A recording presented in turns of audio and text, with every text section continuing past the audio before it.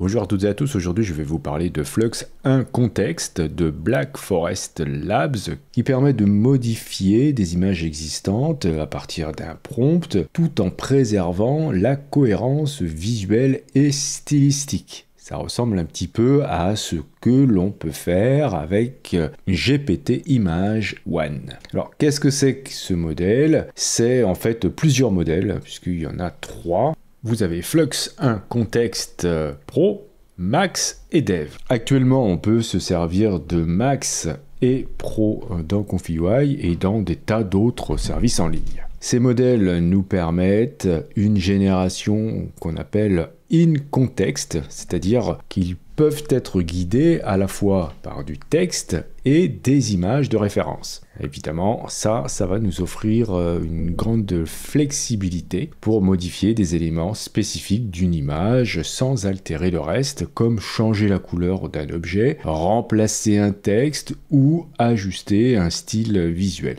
En général, Flux 1 Contexte est beaucoup plus rapide que les modèles précédents. L'autre modèle, c'est Contexte Max, qui est une version premium de Contexte, qui offre des performances maximales, une meilleure adhérence aux instructions et une génération typographique améliorée. Et enfin, vous avez Contexte Dev qui sera, je dis qui sera car pour l'instant on n'y a pas accès, une version allégée en open source destinée à la recherche. C'est-à-dire que comme pour Flux Dev, ce ne sera pas disponible dans un usage commercial, mais normalement on l'aura, j'espère, très prochainement dans ConfigUI. Je vais vous montrer maintenant quelques exemples. Alors ce sont mes premiers tests avec le modèle. Je pense que je referai d'autres vidéos sur le sujet. Pour l'instant, évidemment, j'utilise la version API dans ConfigUI et comme c'est pas gratuit, j'ai pas fait 50 millions de tests. Et bon, globalement en tout cas, je suis un petit peu mitigé, je suis pas hyper enthousiaste, mais il y a de fortes chances aussi que cela vienne de mon incompréhension ou de ma façon de prompter, voilà, qui n'est pas encore au point. Alors voici à quoi ressemble un workflow de base avec la version Pro, c'est exactement le même avec la version Max. Vous trouvez ce nœud en allant dans le menu Workflow, Browse Templates, vous allez ensuite dans Image API et vous avez ici les deux workflows. Le premier c'est pour Contexte Pro, le second c'est pour Contexte Max. Il suffit de cliquer sur une image pour voir apparaître le workflow en question. Vous avez des petites recommandations dans ces nœuds-là. Voilà. Alors évidemment, il vous faut avoir un compte ConfigUI. Si vous ne l'avez pas, vous cliquez sur les settings en bas, donc sur la roue crantée en bas à gauche, et vous allez ensuite dans User. Vous allez vous créer un compte et vous irez ensuite acheter des crédits pour pouvoir faire fonctionner les API présentes dans ConfigUI. En ce qui concerne le prix, la version Pro coûte pour une image 0,04 centimes de dollars et la version max c'est 0,08. Donc ça va hyper vite, faut faire bien attention lorsqu'on utilise les API.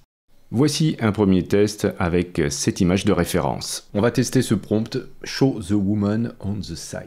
Voilà, on va voir ce que ça donne. C'est quand même assez rapide en général, les générations. Voilà, c'est fait. On a un lien là si on veut et l'image va arriver là. Alors on obtient ça. Je remarque quand même une dégradation de la qualité de l'image d'origine. C'est pas toujours identique, hein. Pas du tout même. Même si c'est pas mal. Et là, ce qui m'intéresserait, c'est que ce soit vraiment sur le côté, quoi. Bon, avec un prompt un petit peu plus détaillé, j'obtiens quelque chose voilà, qui m'intéresse un peu plus dans le cadre de la création, par exemple, d'un personnage pour en faire un Laura, puisque bon, c'est bien sympa ce genre de modèle, mais franchement, avoir un Laura d'un personnage, ça reste quand même beaucoup plus flexible. Donc là, je lui ai demandé de me faire 4 vues du même personnage, en gardant les mêmes expressions, avec la même coupe de cheveux et les mêmes habits.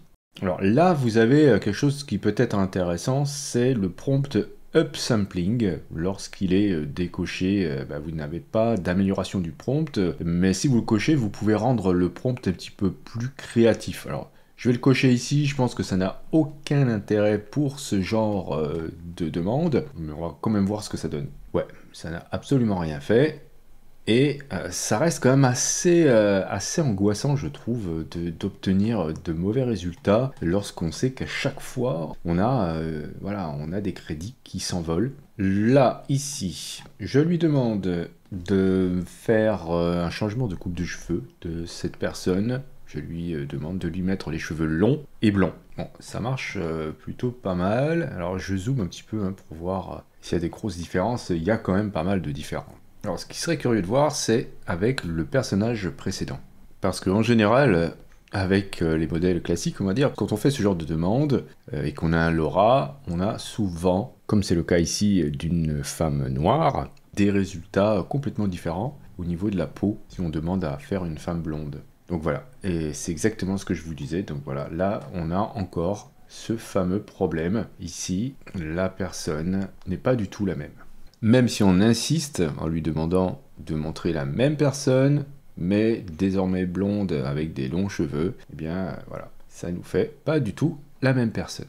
Alors j'ai fait un test avec la version max et j'obtiens la même chose, donc voilà, je viens de perdre 8 centimes pour des prunes. Si je lui demande de me montrer la même personne avec les cheveux rouges, eh bien voilà, ça marche beaucoup mieux. Même si, vous voyez, quand même, la couleur de la peau a été modifiée.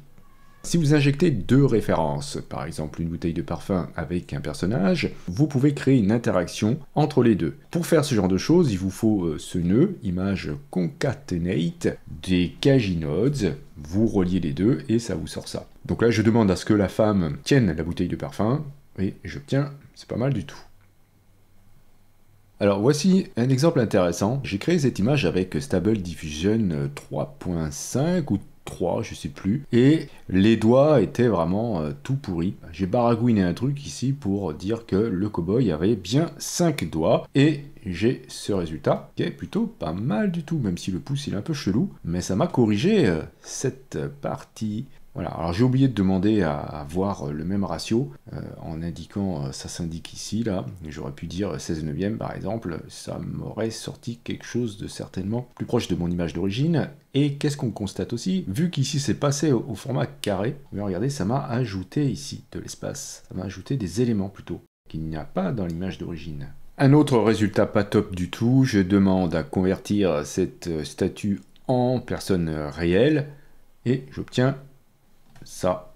Donc voilà, là, un simple contrôle net m'aurait permis d'obtenir un résultat beaucoup plus intéressant. Un truc qui marche plutôt pas mal, c'est la restauration d'image. Par exemple, cette image qui est vraiment très détériorée, je lui demande de restaurer l'image et il me produit ça.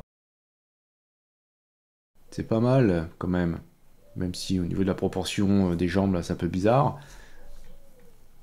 Mais c'est très intéressant. On peut aussi, par exemple, changer le type de procédé photographique. Plutôt, par exemple, cette image-là, je lui demande à ce que ça devienne maintenant une photo de type cyanotype, donc un peu bleu, etc.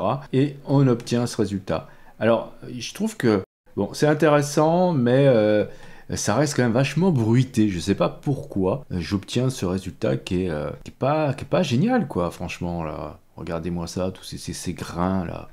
L'image d'origine, elle est pas comme ça. Ça aussi, ça marche pas mal. J'ai pris cette image de référence et je lui demande de faire rouler ce petit camion dans la neige. Et là, c'est très intéressant. Puisque on reconnaît parfaitement le camion, c'est exactement le même. À quelques détails près, mais franchement, c'est très très proche. Un résultat un petit peu mitigé. En utilisant cette image de référence, je lui demande de garder le style et de me générer une image d'un homme qui lit un livre dans un restaurant. Alors j'obtiens ça, c'est pas mal du tout, c'est exactement le même style, mais ce n'est pas un homme qui lit, c'est toujours le petit chat. Après, ça peut être intéressant de prendre cette référence et de la mettre dans d'autres situations, c'est intéressant, mais là, en l'occurrence, c'est pas trop ce que j'ai demandé.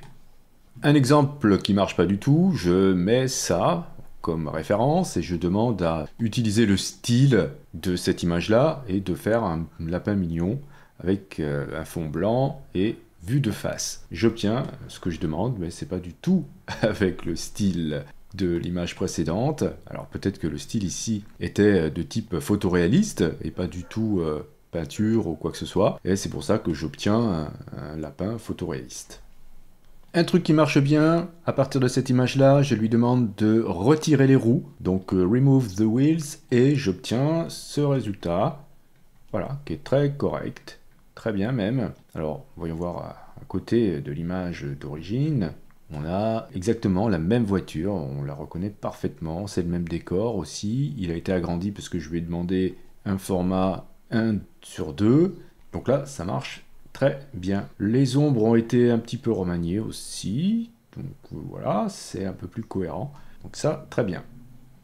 Un truc qui marche bien, c'est ça, remplacer des caractères. Donc là, il y a ConfigUI qui est inscrit. Je lui demande de remplacer ConfigUI par Eye and Pixels et j'obtiens ça. C'est plutôt pas mal du tout. Très très bien même. Un exemple qui marche moyennement bien, ici je souhaite modifier le fond par l'intervue de l'espace, donc j'indique ici Change the background Earth from space, et j'obtiens ça. Alors c'est plutôt intéressant parce qu'effectivement je suis maintenant dans l'espace, on ne voit pas trop la planète, il faudrait peut-être que je reformule correctement, mais surtout là où je suis vraiment très étonné, c'est la dégradation du vaisseau, car j'ai demandé uniquement à changer le fond, j'ai pas parlé du vaisseau, mais j'obtiens quelque chose de très dégradé. Alors peut-être qu'il aurait fallu que je demande à faire en sorte que le vaisseau ne soit pas modifié dans sa structure, etc., etc., ou avoir un prompt un peu plus court, mais bon, voilà, là c'est pas génial.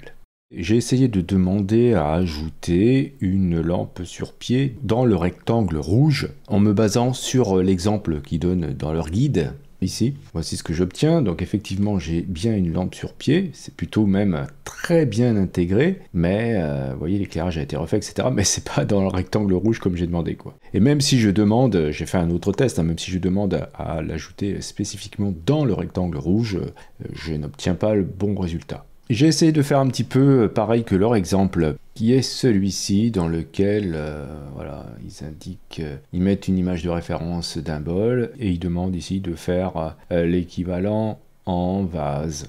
Et moi, j'obtiens ça en demandant la même chose. C'est intéressant parce que ça me fait le personnage ici qui est petit, avec le camion à côté.